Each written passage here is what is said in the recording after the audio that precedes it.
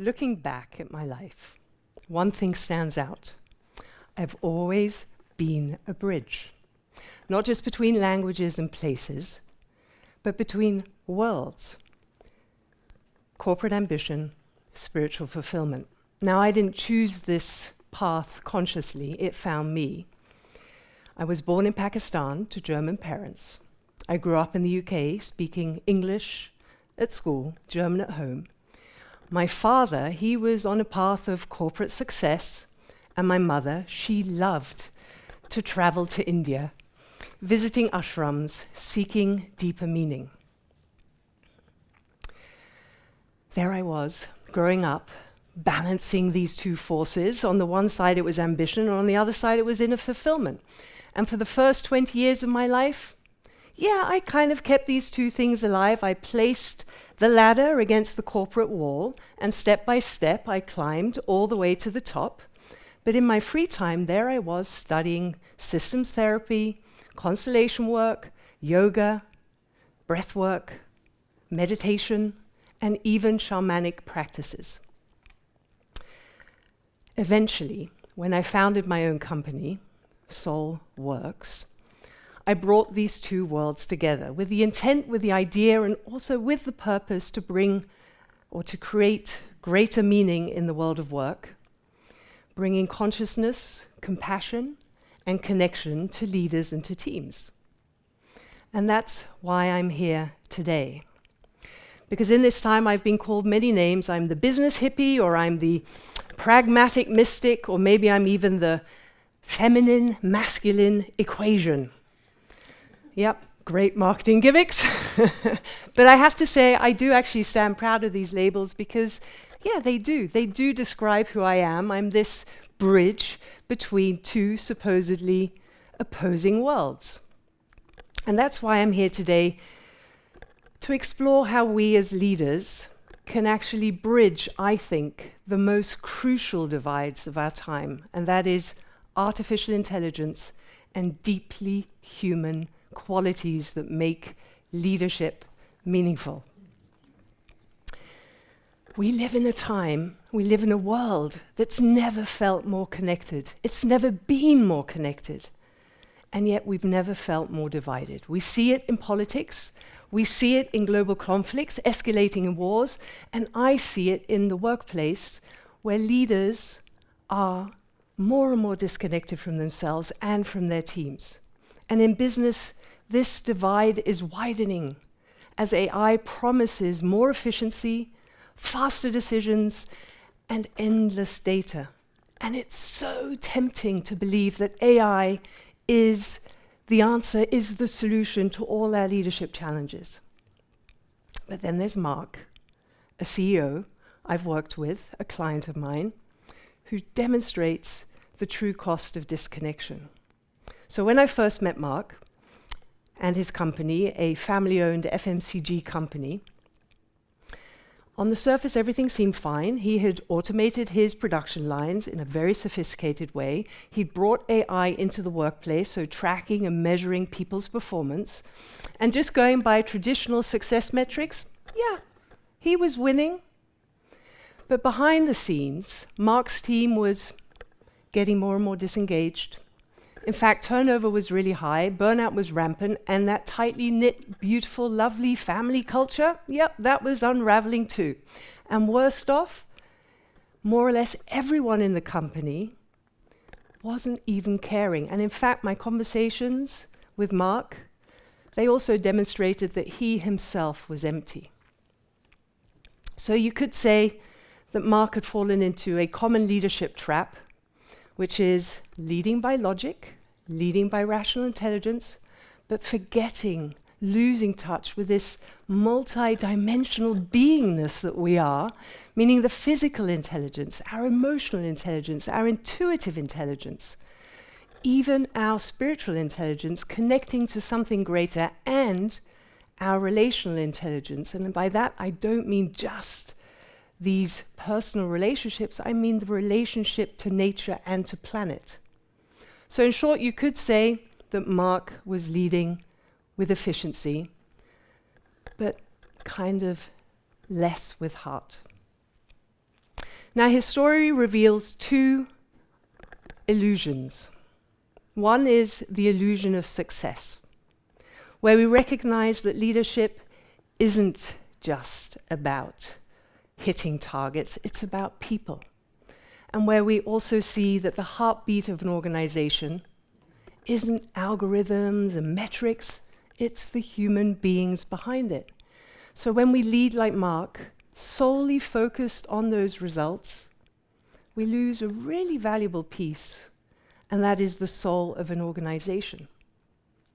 Now, the second illusion is one that is more crucial, and that is the illusion, or rather the perceived divide, between artificial intelligence and human connection. And I ask us, why are we having to choose? It's our responsibility as leaders to bridge, to bring together these two worlds, because if machines are becoming greater and greater machines, then we as human beings need to become greater human beings. Now you may be asking, well, how? Particularly when AI is becoming stronger and stronger. And this is where I'd like to invite you to what I call authentic intelligence. So let me explain, starting with essence. That is, if we first of all think about AI as, simply put, 3 O's, so optimization, orchestration of data and output, then authentic intelligence is about 3 E's: essence, empathy, and establishing meaningful relationships. So again, let me explain, and I'll start with essence. And where I remember quite a long time ago, when I went to my very first 10-day silent meditation retreat in India, it was horrific. My mind was racing, my body was restless, and my thoughts were incredibly critical. I was saying, what the hell am I doing here? Why did I bring myself here? But there I was, and slowly I pushed myself into the process, and then by the end of it, I even had an epiphany. And this epiphany was, I recognized, well, maybe I'm not just my career path. Maybe I'm also not just my titles, or even my achievements, or even my acknowledgements that I was receiving. And from there on, I started to go deeper. I started to ask myself the questions, well, who am I then? Or what am I? And am I actually honoring my true self, or am I following someone else's idea of success? So Palmer J. Parker, who's known for his work around leadership, community, and also spirituality, he invites us to listen to our inner voice. That voice that whispers what's really real, and that voice that knows what our true calling is. And what I learned from there was that in my own inner journey, my mind was so extremely powerful. It could uplift me, but it could also undermine me. And before I started my company, I was really stuck. I was stuck in this cycle of perfection, constantly trying to prove I was enough. And that was not surprising, since I was sort of like socialized in a world that was looking to honor achievement versus authenticity. So coming back to Mark, in accompanying him on his journey, I asked him and invited him to go deeper, to understand himself a little bit more. And he said, admittedly, he said at the very beginning, he said, Julia, I don't know if I want to go there, for fear of what I may find out in those deepest and darkest places of myself. You see, when we lead from essence, from our core, we become more grounded, we're more embodied, and we're more fluid. Our actions follow our values and our true purpose, and we start to take bolder decisions. In fact, we become more capable of navigating an organization through these challenging and adaptive times. But if we forget who we are, if we forget our essence, if we lose touch with this energy that is radiating from within and wants to come out, then we will risk placing our trust entirely into AI. All of our input, all of our data will fold into these machines and it will optimize us. And more, we will shift away from our essence. So the next step that Mark took was to cultivate empathy. And we know that AI is extremely good at orchestrating data. And in Mark's case, it could tell him who was high-performing, who was an underperformer, but it couldn't tell him who was struggling personally, physically, or even emotionally. It couldn't tell him if someone was overwhelmed or if someone was having challenges at home. Now, in Mark's case, thankfully, he started to have conversations and genuinely ask, how are you? And, what's on your mind? And with that, he could open the space and provide not only showing his vulnerability, but also having others, his team members, show their vulnerability.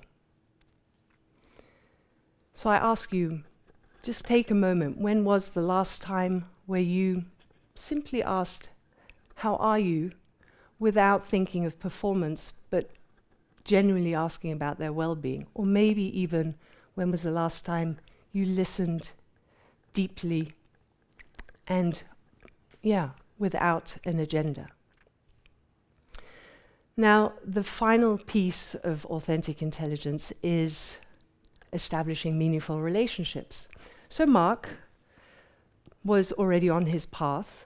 We know that AI is really good at producing outputs. We also know that AI can produce addictions, but it can't produce trust, loyalty, or even connection, or even motivation that human connection can. So coming back to Mark, he was beginning to open these relationships. He was having conversations. He was bringing in his essence and also his empathy. And the relationships were growing. But that's not all to establishing meaningful relationships.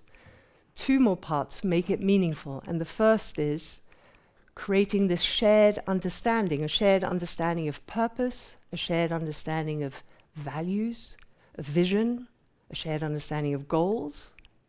And when we have this shared understanding, we can start to create momentum. And the momentum comes from when we begin to co-elevate each other, when we start to see how the other can grow and also enable ourselves to grow together. When we start to co-create, where we're really meaningfully wanting to place all of our opportunity into the space so that something even better can develop out of it. Where we adapt and we learn together, where we appreciate each other. Because when we have this relationship, a shared understanding, and momentum, we create impact. And isn't that why we are all actually wanting to go to work? To create impact? I can't wait until finally a Gallup study will show that we are rating high on engagement, we're rating high on connection, and we're rating really high on impact.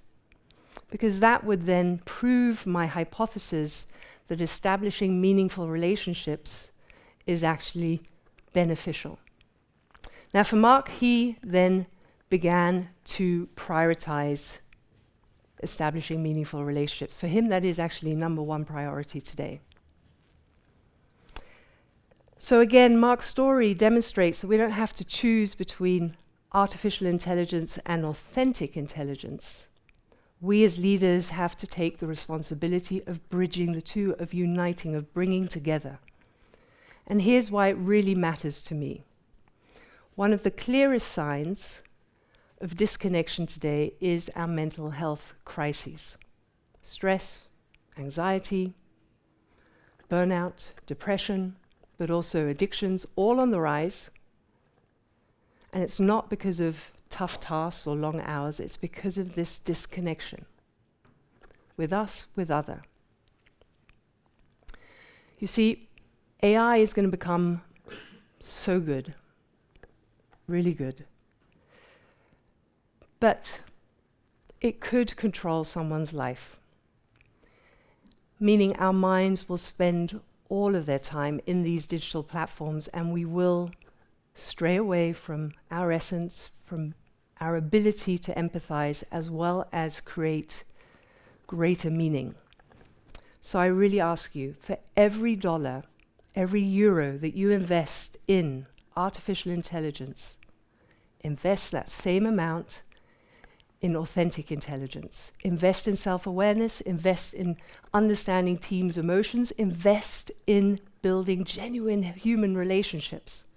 So next time when you're feeling overwhelmed, maybe because of deadlines, numbers, emails, time, then just pause, breathe, and then ask yourself, am I leading from essence? Am I connected between my mind, body, and soul? And am I connected to something greater? The future of leadership isn't about how fast we can go, it's about how deep we can go. AI is going to take us really far, but only we can take ourselves deeper. So again, let's raise that frequency of authentic intelligence, bridge it together with artificial intelligence, because this is the future of leadership. And it starts with us. Thank you.